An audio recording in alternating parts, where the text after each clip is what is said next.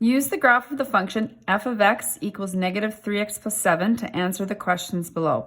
So this f of x, we call that function notation. This is really no different than the graph reading it as a y equals negative 3x plus 7. So we're going to look at this graph. Again, add the arrowheads in because we normally would have them in there. Just these pictures just don't show the arrows when they go to the edge of the graph. Okay. Determine the domain and range. So for the domain, you want to see how far to the left it goes and to the right. You're looking at those x values again. It goes to the left forever, and it goes to the right forever. So in this case, we don't have really any restrictions, we would say. So we don't need the inequality part. We still say x such that, but we jump right into that x is the element of all real numbers, or we sometimes say xe reals. So when there's arrowheads on both ends going all the way left, all the way right, we can do that. Okay, range. Y such that. It goes up forever, it goes down forever. So it's the similar with the domain. There's no restrictions, it's going in both directions. Y is the element of all real numbers. Determine the range value when the domain value is negative 2. So this is saying when x is negative 2, what is the y value? So there's two strategies. We can use a graph since we have one. This could be quick for us. You go to negative 2 on the x-axis. You look up to the graph and you see where that is. I'm kind of estimating. This is 14. It looks like 13, but I don't really necessarily want to estimate. So I'm going to find out for sure algebraically. So to do that, I'll use the equation. So let's write down f of x equals negative 3x plus 7. So again, that's our function notation, and I'm plugging in negative 2 for x. So that means I'm finding what we say f of negative 2 is.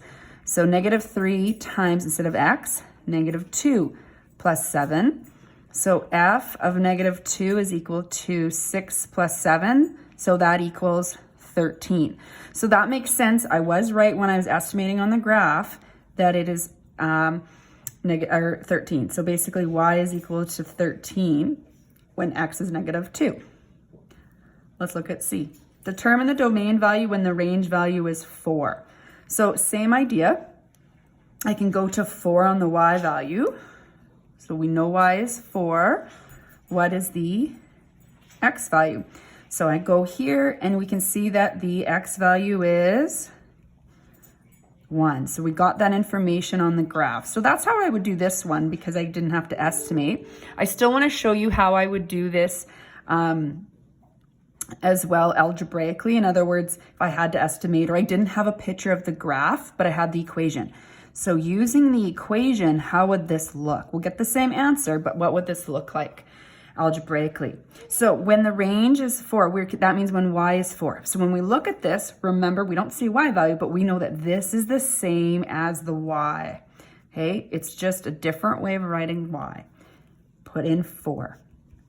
Now you have an equation with just the x variable to solve for. So let's solve for x. So I'm going to move negative 7. I'm going to subtract to move that to the other side. I'm going to get negative 3 equals negative 3x. And then I need to divide off my negative 3 off the x here. And I'm going to get x is equal to 1.